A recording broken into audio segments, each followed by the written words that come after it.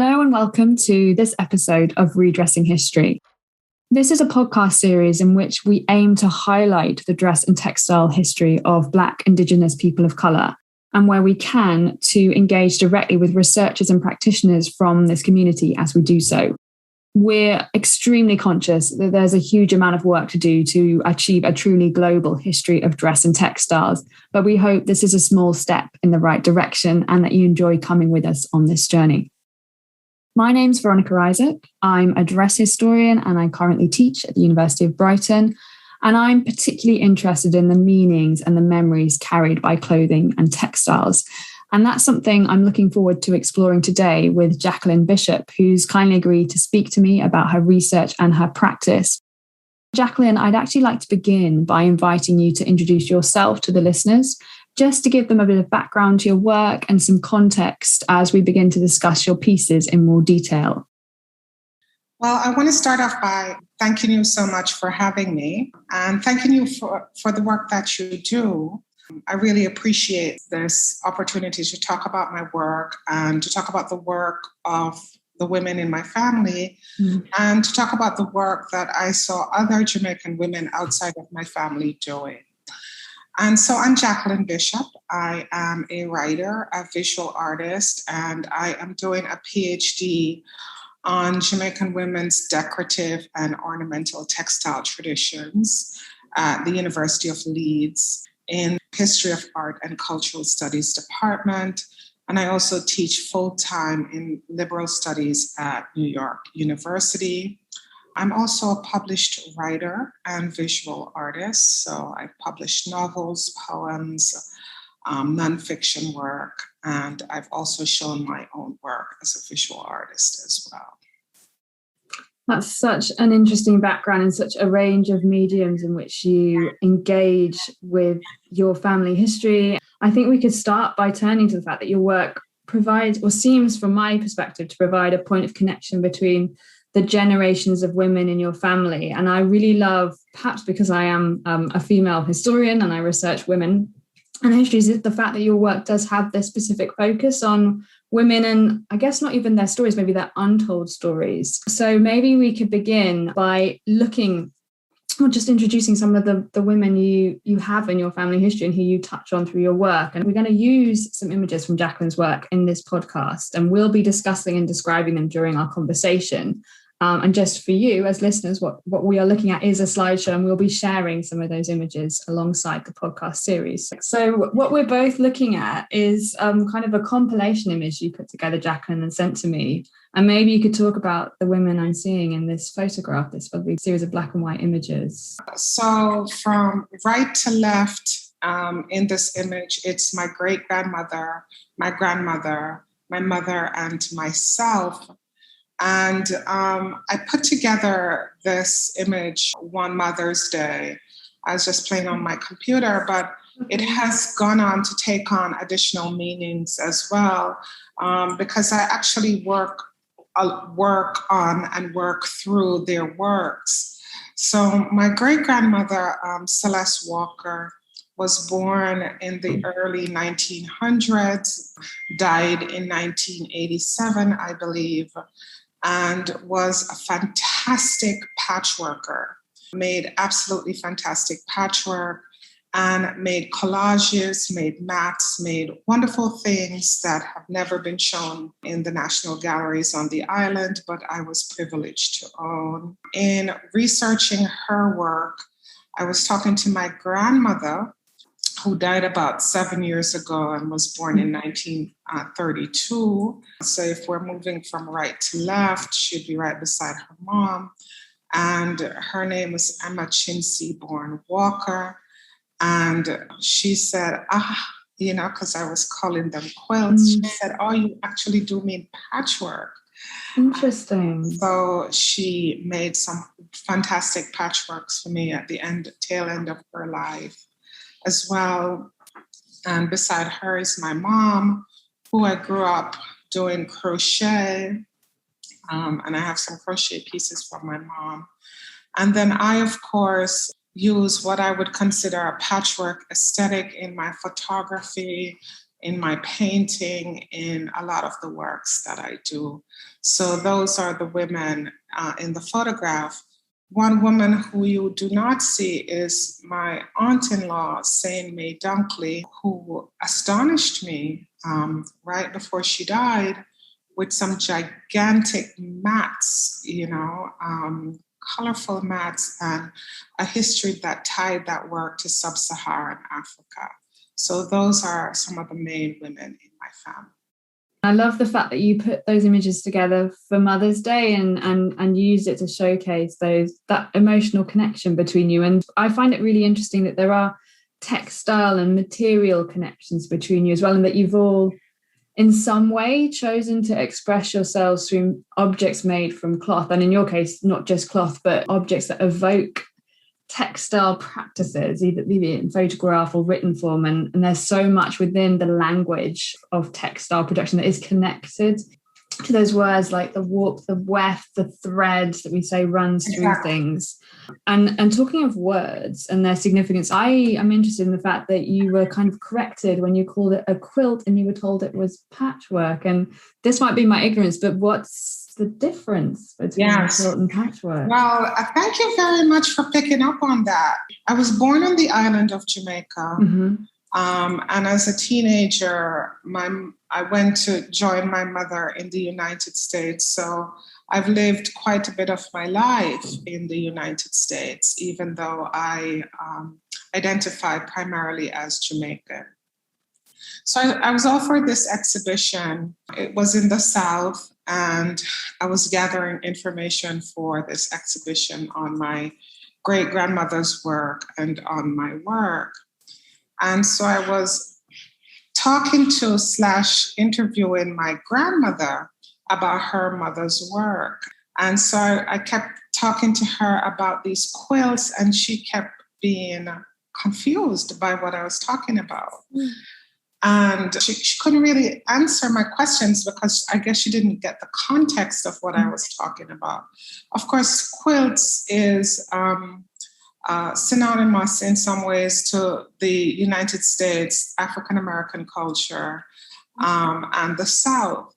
And so when I kept saying, but what your mother made, what my mom made, and she said, but those are patchworks, Now, the difference between a patchwork and a quilt is that patchwork is an aesthetic, quilting is the layers that goes on behind it, right?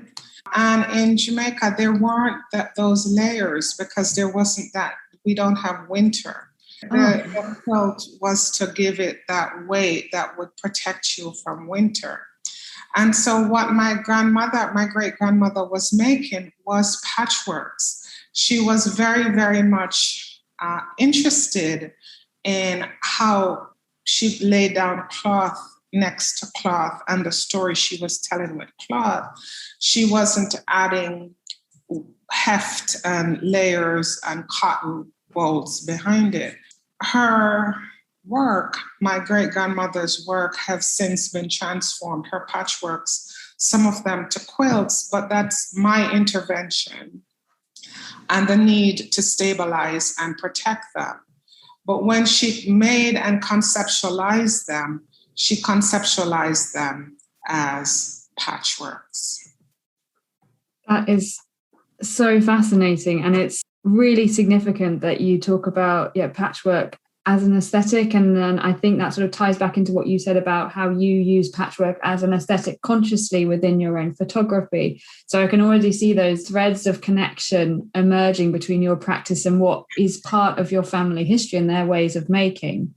It's also interesting because it kind of distinguishes it as something specifically Jamaican, because the patchwork is so connected to the life that it was used as part of. And I loved the way you described your grandmother laying down cloth to tell and preserve stories, and sort of building on that idea of preservation.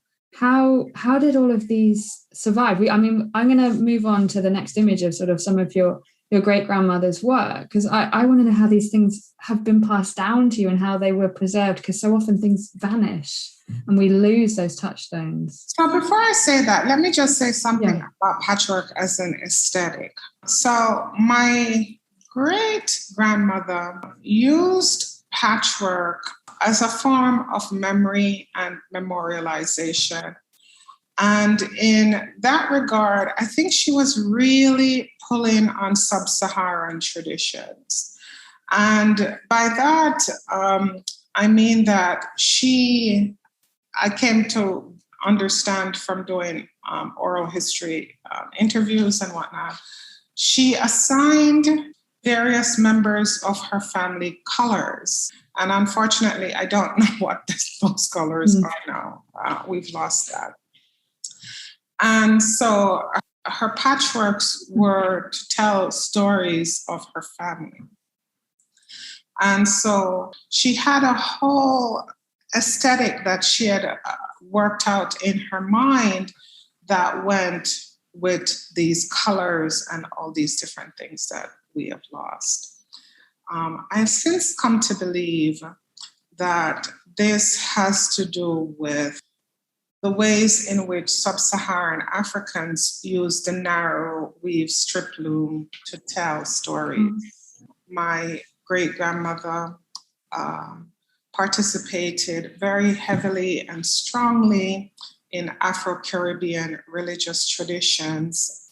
She very, very much influenced by that. And if you look at the rhythmic ways in which she uses pattern and the vibrancy of her work, I think I see very strong connections to sub-Saharan traditions in her work, the ways in which we see similar things in the Gee's Bend quilts, for example. So I think that's some of the things that she's pulling on very strongly. That's so beautiful. And to be assigned a colour would be so special as well, even to have someone see you as an individual and put you into that story. And it's fantastic. And I love those connections because it's taking something that is established and so unique to her identity, but also putting her own spin on it and translating it into a different form. It's interesting. My great-grandmother's quilts were her patchworks.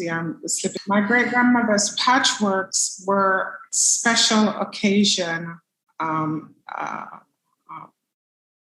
usage only. So she only used them Christmas, Easter, So the things that she put on her bed for everyday use was precisely what you bought in the store. And the ones that went on the bed for Christmas Day was her patchworks, right? So it's a ceremony almost. Yes. And she spent a lot of time with her patchworks. And these were what she took out when guests were coming over. And it pains me, it truly pains me that when she died at home, her work was so unseen and so undervalued that this is what they wrapped her in to take her to the undertakers who of course threw her work away. And I was able to rescue the few pieces that I have. But she really invested a lot into this work. In some ways, this was her legacy for those who had the eyes to see that this was part of her legacy that she was bequeathing to generations to come. And I remain humble and thankful that I ended up with a few of the pieces. It is part of your heritage, particularly if it has that connection to the crafts that are so much part of your heritage. It's a material thread running through, and she's preserving the stories as well and the memories through these cloths. And it is heartbreaking to hear that at the time they weren't appreciated, but wonderful that you have been able to preserve and reframe some of them and bring attention to them. Because some of her works, in trying to get them back into, stabilize them, I had to add to them. So I felt like I was having a conversation with her. I felt like it was a conversation across generations in preserving her work. So I feel I'm very happy about that. That's a really evocative way to describe it. And I think there is something about the materiality of cloth, that tactile interaction with things that we find so hard to describe and quantify and qualify, but is so powerful and so moving.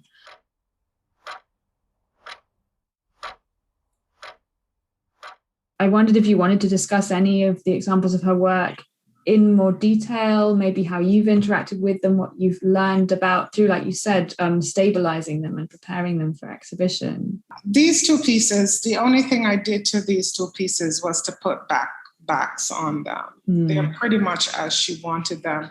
But I must say one thing. What strikes me about these two pieces is how much they look like G-Spen pieces, or G-Spen pieces look like.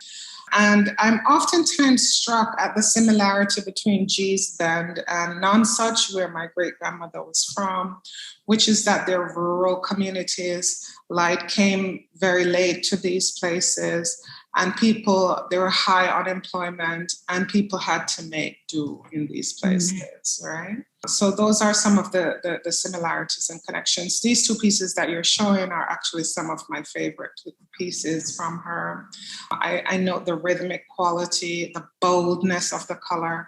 And what will eternally haunt and hurt and pain me is that I wish I could talk to her, and say, well, what do the colors mean? Because just to get into her head, and find out what she was trying to say with these pieces, I will always, always regret that, not knowing that. Because to my uninformed eye, they look designed, and there's conscious placement of patterns. So what we're looking at here is really, like you say, bold, colourful pieces. And the pieces are different sizes, they're different colours. There are some that are plain, there are some that are filled with flowers, there are some with geometric patterns, some with stripes. So this isn't something that's just, although, we've been talking about this idea of make, do, and mend. And when we think of quilts, originally we think of using up scraps and thrift. And that's probably, I wouldn't say it hasn't fed into these patchworks, but it's not just let's put together an established design, because in quilt you have all these established patterns, don't you, in quilting? And these are so, well, I wouldn't say far from that, but distinct. They have a distinct aesthetic. And you talking about patchwork as an aesthetic really, really speaks to that. Well, my aunt, who was there with my grandmother, and my grandmother actually said this to me, and she was right at my great-grandmother's knee, learning from her. She would say to me, and she would say to my aunt as well, oh, I have to get the piece to start it. And once I get the piece to start it, then I can go. And apparently the biggest challenge was to find the piece to start a patchwork. And then they would start laying things out around the piece to start the patchwork. So it wasn't as though they would pick piece up. They were laying things out, It was designed, as you would say. Yeah. Right? It was very much a designed work. And are they hand sewn or machine sewn? Hand sewn, absolutely. Hand sewn. So you can, when you were interacting with them, you really could see her hand on the cloth, and her trace was there. Trace is a beautiful word. It's showing up a lot in my dissertation. Mm-hmm. It was hand sewn. Oh, yes. Now I remember the question you asked me. How were these protected? Mm-hmm. Which is why there was a need on my part to stabilize them. Mm-hmm. Because these things were 80 years old or something like this. So some of them needed stabilization. And they had been with my great-grandmother, followed her from her house to her daughter's house after her husband died. And nobody wanted them, except for me. And so when I brought them back, they were in various states of disrepair. Mm-hmm. And so my job as someone who looked at them through the eyes of heritage and through the eyes of an artist and through the eyes of a great-granddaughter was, how can I prepare these? And I realized lately that I am always out of place, or people are always trying to put me in my place. Mm. Okay? Place is very important in my life. And this only came to me recently as I was doing some reading that, Jacqueline, you're always out of place, or people are trying to put you in your place. And by that, I mean, always when I was growing up, I was a very artistic child. But when I was growing up in Jamaica, what the hell did you do with an artistic child? Yeah. There was no profession for an artistic child. So I was going to become a medical doctor. I was disastrous at the sciences, completely disastrous at the sciences, but this was what I saw elevated around me. And my mother worked for medical doctors, right? So that was the beginning of my out of placeness. I was an artistic child who was going to become a medical doctor and continued failing at that for a while. So when I got into an undergraduate program, I majored in psychology, which is somewhere on the border between science and social science, somewhere in the middle there. So completely out of place. It was in grad school that I decided, so I'm going to become a writer and a visual artist, right? But so by the time I went to grad school, I am completely now and totally out of place because everybody in grad school has had their undergraduate creative, so I am the person who's always out of place. What this means is that when people were talking about the artists or the poets or the people that they admired and looked to and whatnot, I was like,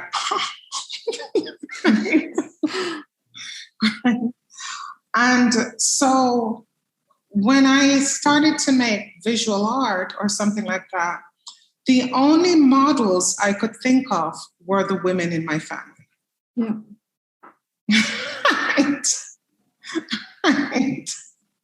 So that, in a sense, it's really interesting, this idea of being out of place, and I might be pushing this too far, but it kind of speaks to, I would say, the heritage of your family, because if we think about enslavement and what happened, there's a whole generations that are taken out of place.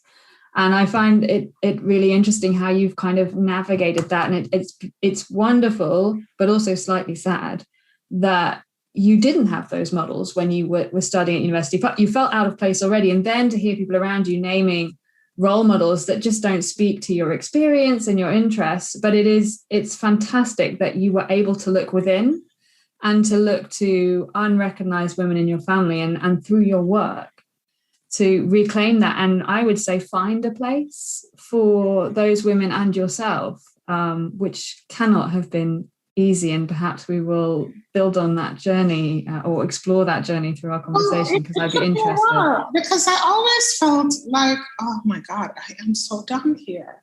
Because everybody can name all these artists that they're they're in conversation with and whatnot. And here I was with this psychology degree, and I was so out of place that the only artists that I could look to, were my great-grandmother and my grandmother. Those were the ones I knew. And so that's where I pull my inspiration from.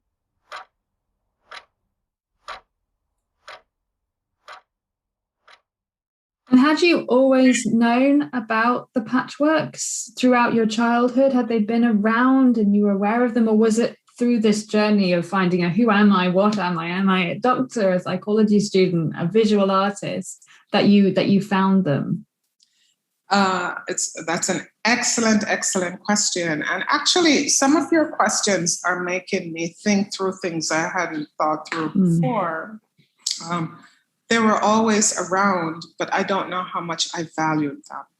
They were always around me. My great-grandmother always had her patchworks around her, but I don't know how much I valued them, right? In the same way that I have a wonderful and major exhibition opening up in September. And it's at the British Ceramics Biennial in September. I'm part of it. And then that exhibition becomes a one-person exhibition in London in November or later this year or something. And it's the same story here, which is that I ended up making a series of dishes based on enslaved women's stories and also flowers, flower gatherers. Apparently, the dishes are quite beautiful based on the feedback I'm getting. I wanted them to be beautiful, but they're also based on dishes that I saw my grandmother have in her house. So again, the conversation is with my grandmother and my great-grandmother and my mother, because I did not know these big-time artists that I was supposed to know. So I keep having the conversation with people that I did know that were making art around me. But I think what you're drawing out there, which is really important, is that what do we mean by an artist? When do you become an artist? Do you need to be in a book? Do you have to be in a gallery? Or is it something which you're describing as someone who creates art? Because I would suggest that these are artworks, both in their original incarnation as the objects you have inherited, and also in the way you're being inspired by them and transforming them, and that they're influencing your aesthetic. I think they are great works of art. You are just showing people how to look at them and see that, because you found a way to read them and understand them. And I think that's a really important contribution and fascinating. Yeah, it's interesting because now as I'm thinking, I'm talking to you, I'm thinking, I really should write about this out of place, putting in place thing, because in some ways that is the key. I'm developing this as I talk to you, the key determination of who I am as a writer, visual artist. And so people say, oh, she tells so many untold stories. And I think, well, yes, and I accept that. I like that. I embrace that. But in some ways, what is actually working out is my out of placeness, and then in turn engaging with the people who are not in the museums and whatnot. Engaging them in my aesthetic. Well, I mean, would you say you're bringing your place into the places where you feel you don't belong? So by connecting with your family and your traditions, you're saying this is a place where I feel I have a voice and a right to be an artist. And if I can bring that aesthetic into what we consider legitimized art environments, then I can marry the two, and I will feel I do have a place in that environment where I felt so out of place, because there's no heritage there to draw on, because the heritage I see is so distinct from what I've grown up with. But if I can bring some of what I know to that place, I can find this point of connection between the two of them. Is that maybe what's happening? Maybe. I mean, I'm actually loving this conversation because we veered off script and gone somewhere different. But yeah, it seems as though that's what's going on, doesn't it? Right? I would think. I mean, you know better than I, but that's how it's seeming to me, and that's how I feel. That's the journey I feel I'm coming on with you as we speak.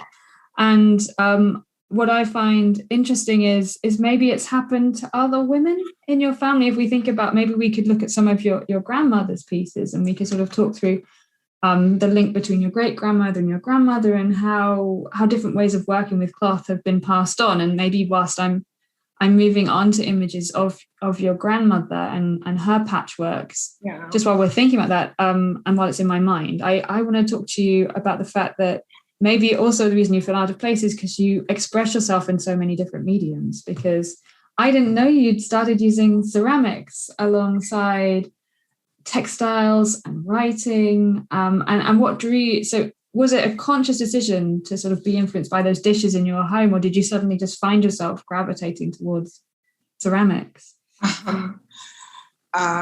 So what happened with ceramics was that I was offered an exhibition by a curator at St. Lewisham. I had been doing these collages, and by the way, my great-grandmother was a fantastic collagist.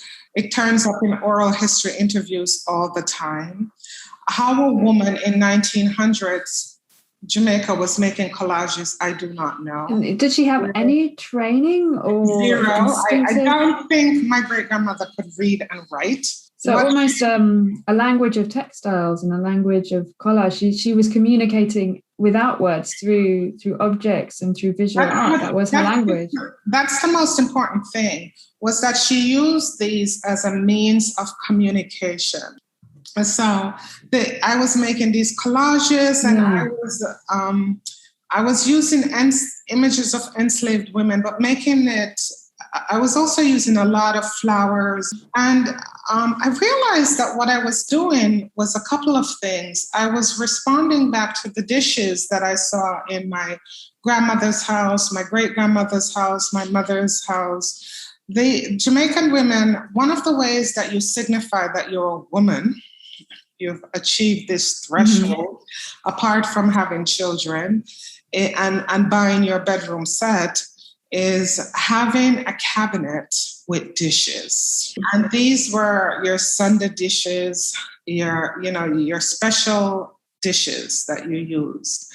And there were narratives on these dishes. And these were narratives of palaces and carriages.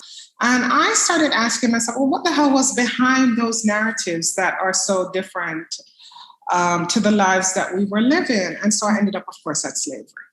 And you had all these people, Europeans, come into the Caribbean to collect flowers and to talk about the beauty of the flowers and whatnot. But I always wondered, did you not see what was going on in the society during this time? But I myself am seduced by these dishes because they're beautiful. So I was making these collages, and the curator said I was to dream big. And if I could dream big, what would these be? So I said they would be actual dishes. And to make a long story short, that happened. They became dishes. And they ended up in the British Ceramics Biennial. They sound amazing. And I love this idea of the cabinet with the dishes as a sort of status symbol, but also, as you say, those narratives on the dishes. And I find it really interesting that you've brought flowers into it, because that sort of resonates with what you touched on about your bifurcated experience of being in the UK and the tolerance and the acceptance on one side and the hostility, intense hostility and hatred on the other. And I think that really speaks to, divisions that we like to hide in Britain, and that really have underpinned recent political events that we won't dwell on because they're just too complex to bring into this conversation. But I think forever and throughout our narratives of history, what we've done is, rather than confronting the complexity of histories and the divisions and the inequalities that are part of British lived experience, both within the UK and beyond, in what would be called the colonies in darker times, is something that we sort of shy away from. And we have this nice, beautiful surface and these lovely stories that we like to tell about, narratives of progress, narratives of the wonderful, great works of art, the canon that we created. And we don't want to know about the underneath. We like to look at the flower narrative and the beauty. We don't want to think about what's going on and making this possible. And I find what you're doing with those artworks really interesting. And I would be interested on that point. I would like to know about the flowers that you chose to feature, because I suspect they were consciously chosen. Yeah, I selected flowers that would end up in the Kew Botanical Gardens, for example, from places like Jamaica. And I'm very interested in, for example, Marion North, and she'd go to Jamaica, that kind of narrative, so I was very, very picky. I mean, this is a slightly awkward tangent, but I think it works. We're taking us back to the quilts, is that there are flowers that recur in the quilts I'm seeing, or the patchworks. I may be wrong, but they don't look like the kind of flowers you'd expect to see in Jamaica. The flowers. Well, interesting, right? Yeah. And that, I think, speaks to the history of textile production on the island.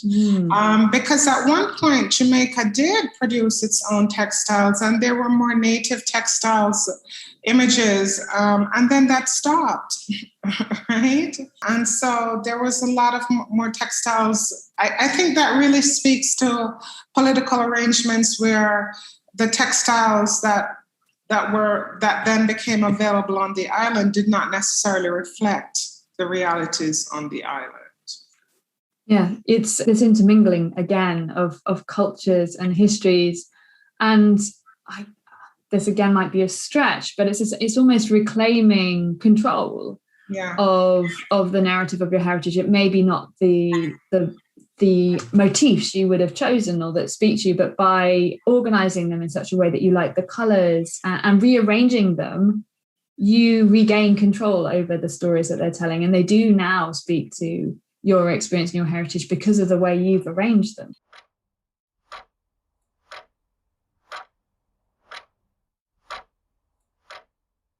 One of the things, too, that really struck me in the 3 years that I lived in the UK was how much British experience there was in the Caribbean.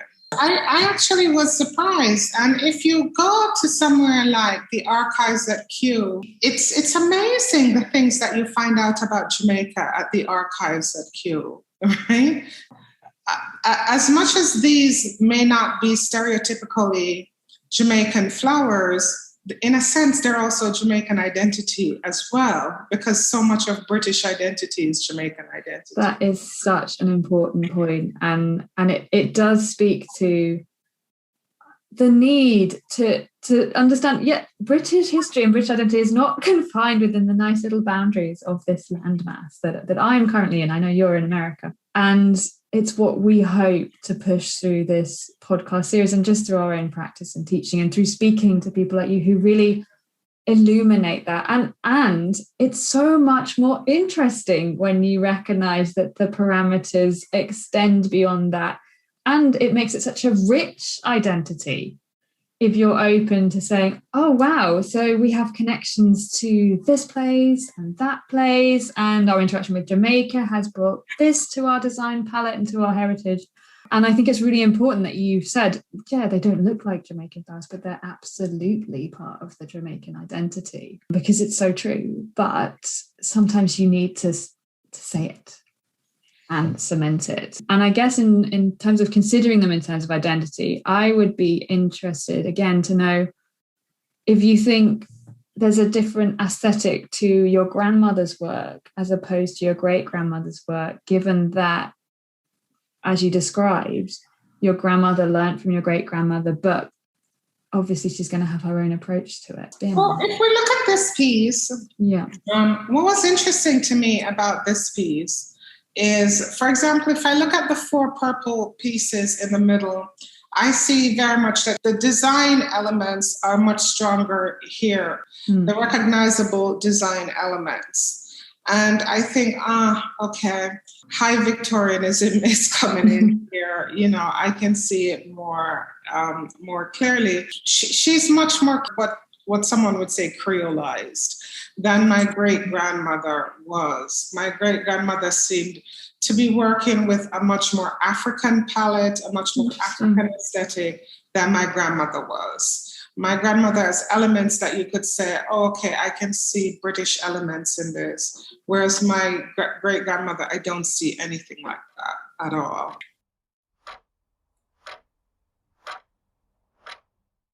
Should we move on to your grand aunt? So the photograph that you show here is, she's showing this big, beautiful work, which I love. But in some ways, I love the image of that she's here with her granddaughter. And the granddaughter is a reluctant witness, but she's a witness nevertheless to the traditions being passed on, right? And if you think of the fact that none of these works that you're about to see have ever showed up in the National Gallery of Jamaica, for example, then you see how these traditions occupy a different art world There are multiple art worlds in Jamaica, and how these traditions are passed on. And so I think in some ways, what is most important about this picture is not so much the quilt per se, as who is in the quilt and the hidden art worlds that become visible in this quilt. But as you've rediscovered this patchwork, have you found that it's part of a wider tradition in Jamaica, patchwork, and that there are multiple, maybe not just women, using patchworks to preserve memories, or have you just sort of at the moment focused on your own family? I haven't found patchworks as such. What Sewn May Dunkley does with mats, I find that faster. But here is something that's interesting. In the ways in which patchwork is overlooked, there is another artist, and her name is Rhoda Jackson. And Rhoda Jackson should have fit in the nationalist school of art of Jamaican artists who came of age in the 1930s in Jamaica. But that school is occupied by the Edna Manleys of this world. Her family's tied up in Jamaican politics, the People's National Party. Within the paintings of Rhoda Jackson from the 1930s onward, there are patchworks. So even here, politicized art, political over whose artwork gets in and the stories that are being told through that artwork. There's so much control of the narrative of history through what we study and what we see framed within the place that is the art gallery. That's right. So I have not found other patchworkers, but I've seen it in the art. We've talked about patchwork, but I am really intrigued by the fact that with your mother, when I saw these images, it's so different. We're looking at crochet work here when we talk about your mother, Marjorie Bishop, and I wonder how she came to crochet, given that we've had patchwork for the previous 2 generations. Crochet has a very interesting history in Jamaica. How women come to crochet in Jamaica goes something like this. Someone taught me how to do it, and then I learned how to read the book, and I did it myself. So when I ask my mother, or when I speak to all kinds of women about crochet, they say, I was watching someone do it. I asked them to show me how to do 1 or 2 things. And then I started to read the book and I started to do it. In my mother's case, and in the case of a few women, they learned how to do it either at a school, or they learned how to do it, as my mother did, in a cultural training center.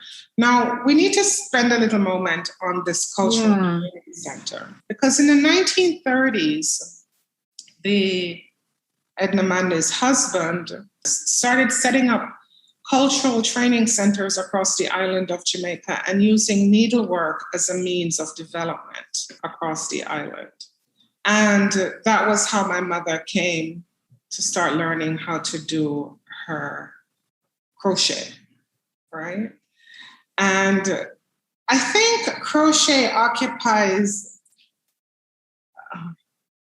a kind of middle ground in that it's largely seen as leisure time activity, particularly for a certain class of women, though I have found women who have used it as a means of economic advancement as well.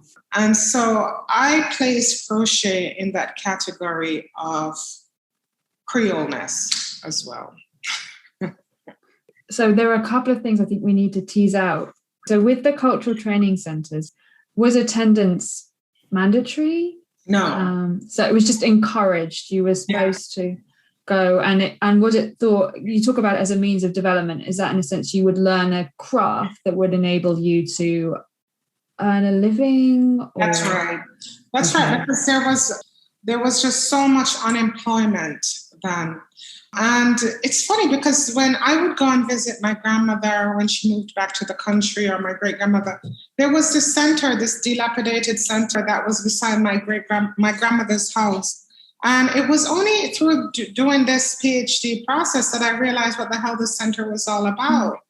And the women talk extensively about the importance of what the center was and what it meant, and how it functioned in their lives in a small rural community. It brought the women together, how it got them sharing skills and what these skills were meant to do. Of course, it didn't quite live up to that, but it gave rise to other institutions that did. And so that's where, for example, women develop things like crochet skills, embroidery skills as well. I wonder, was there a Jamaican aesthetic they were trying to promote through these cultural training centers, or were they looking towards the wider world, the US and Britain, that had an increasingly important influence over Jamaica? It might very well be that we were looking towards the wider world, but what they did end up doing was creating a Jamaican aesthetic.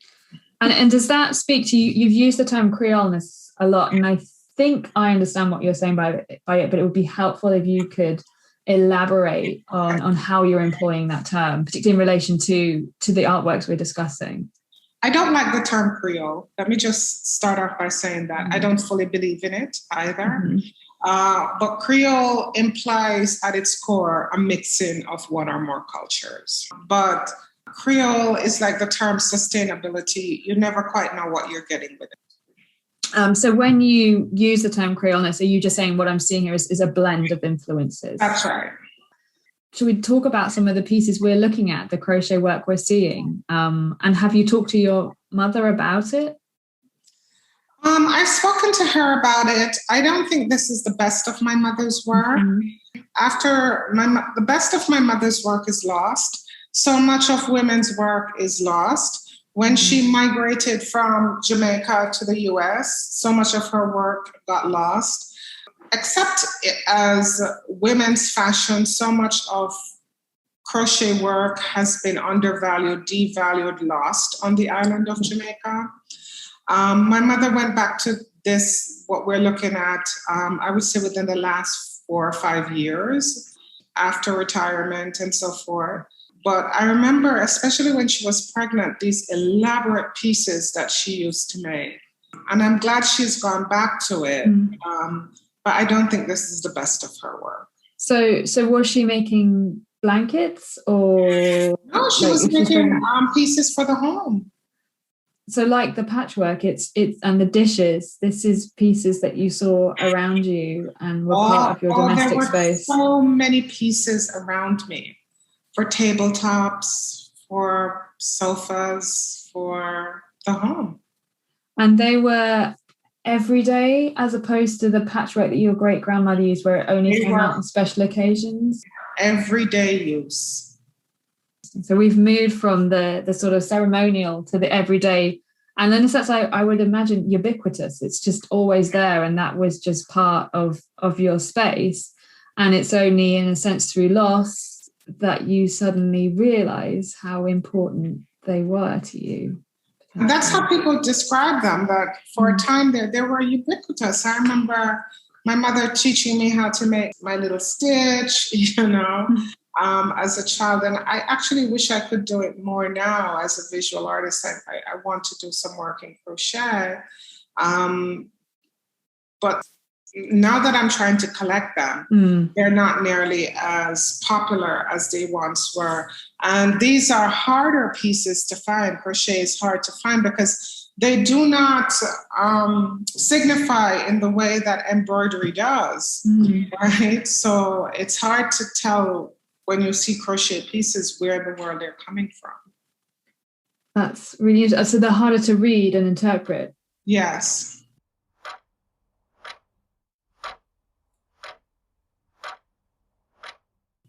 I guess from one contrast to another, shall we look at some of your aunt-in-law's work? Because these colours, they're so bright and fascinating. Fantastic work. Fantastic work. I could go on all day about her work, about Sidney Dunkley's work. And now she has an interesting story. Unfortunately, she died about 4 years ago or something like that, right at the moment that she was supposed to come to New York to talk about and to show her work. And if we look at these three pieces, for example, nationalism jumps out at us, right? So the red, green, and gold is, of course, the Rastafarian colors, but I also see the US flag colors as well. And the middle piece would traditionally be read as the Creole piece because of the multicolors. But when I interviewed her, I wouldn't even say I interviewed her, I would talk to her. This is how the story went. I was telling her of my interest in this work, and she said she wanted to make a piece for me, right? And I said, really? And she said, yeah, I want to show you what I can do. And when she made it, I was astonished. I was really astonished. Talk about hidden talents and hidden stories, because I've known Sewn May all my life. I did not know that this was within her. Just as when my grandmother and my aunt started making these things when they saw that my interest in my great-grandmother's work, they were like, but we do this too. We'll make some for you.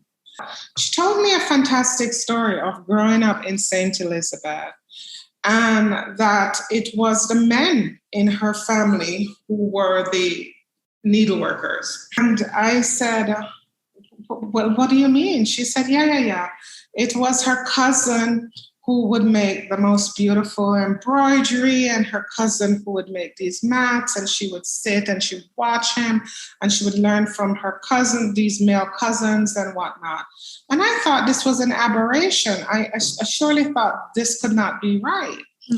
And she started making these things.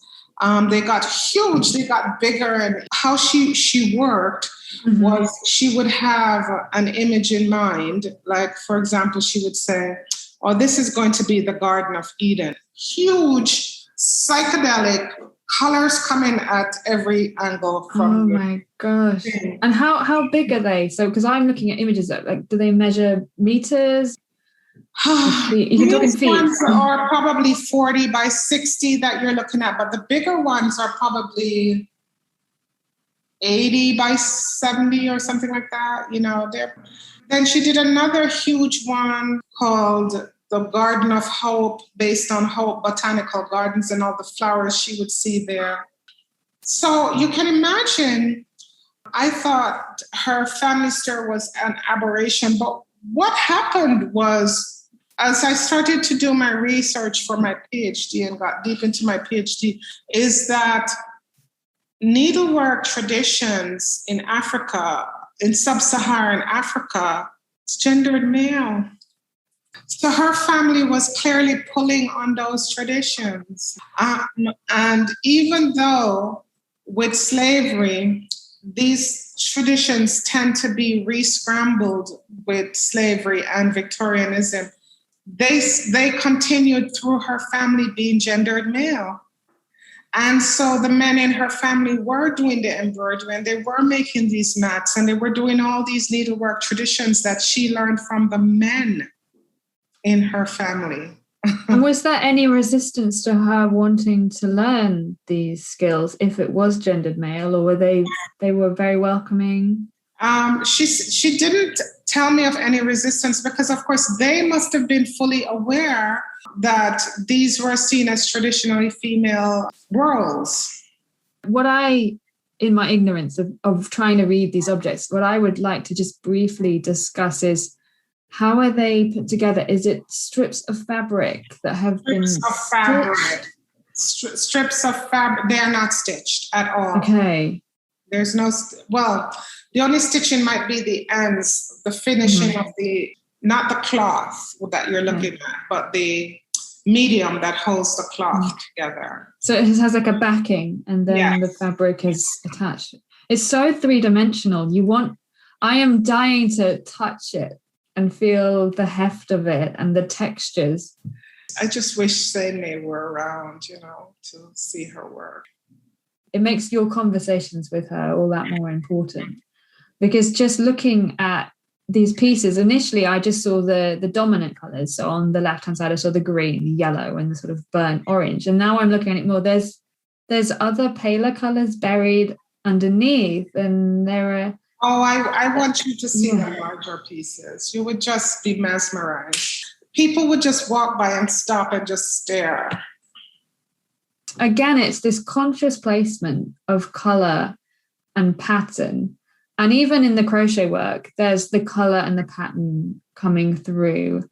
And you having said that your great-grandmother used the colours to bring people into the story and preserve them as part of this object, it just makes me think about how much more there is to these pieces than you see on first glance. You do have to stop, and you have to look, and you have to look again, and you have to keep looking. And it's why I can sense your frustration at her not being here to tell you those stories and pull them out, because you're having to tease them out through your conversation with them and your own work as it responds to them. And maybe we need to start bringing your own work into this conversation and how you have responded to the various women you are connected to. The discussion about being out of place and trying to find my place is, of course, talking about how absolutely I stumble into just looking at the women around me as my artistic predecessors and feeling very confused at times. And people would say to me in art school, who are you in conversation with? And I wouldn't know what to say, because I didn't have that training as an undergraduate. I didn't know what to say. And the only thing that would spring to mind was my grandmother and my great-grandmother and Sewn Dunkley and my mother crocheting and all of this, and trying to make sense of that. Those were really the people I was in conversation with. But I'm wondering if that's why you work with words and textiles and visual arts, because you're finding different ways to make your place and to talk about your place and find a language that allows you to show who you are in conversation with and to showcase those conversations. It's definitely organic, and it's definitely dynamic, and it's definitely frustrating, because I am actually quite envious of people who have a distinct language and a distinct vision. And this is one of my great frustrations in grad school. I was like, if I could only find a distinct language. And, the whole point of grad school was to kind of pinpoint your visual language. And I don't think I came out of grad school with that. And it's only now that I'm talking to you that I'm realizing, Jacqueline, what it really is that you're out of place, Well, it strikes me that you're making your language. Yeah. You're finding the words that work and that don't work, or that you have to make fit. And maybe some of them are awkward and don't feel quite comfortable. But in a sense, that discomfort is necessary to kickstart the conversations that have to happen to make your place. I think you're right. If you don't fit the narrative and you're not in conversation with the people that are expected to be your influencers, you have to find a new language, and you have to find in a sense, what we would call in academic terms, a discourse that you're engaging with. This is your critical discourse. I guess, given what we've talked about, your critical discourse wasn't necessarily written down. It was through material objects. It was through oral tradition. It was vocalized and it was made physical, but there weren't reams of documents that you could go through and a whole shelf of books you could pull off. So you're in a sense having to create the language and the story and the history that you are engaging with. You're making it. But I mean, I don't know. Does that feel? Yes, it sums up my dilemma. It's also interesting that much of your work is coming through exhibitions that you're curating. You're having to bring together the objects and make some of them as well. So you're creating the language, you're creating the place. It's as you say, it's organic, it's ongoing. So unfortunately, I have to draw our conversation to a close, but thank you so much, Jacqueline, for your time and for the fascinating and important insights you've shared into your work, and also the women, the artists and the makers who inspired it and whose histories you're working to document and preserve. I found it such an inspiring and moving conversation, and I really hope that our listeners have enjoyed it as much as I have. If you have enjoyed today's podcast, then please can I urge you to listen to the rest of the series. You can find further episodes on iTunes, and we're also sharing image-based versions on YouTube. We're bringing all this content together and further material, including suggested reading and links to some of the themes we discuss in the episodes, on the Centre for Design History blog, which is hosted by the University of Brighton. And both this episode and the other episodes in the series were supported by funding from the Centre for Design History and the University of Brighton. So I would like to thank them both for their support.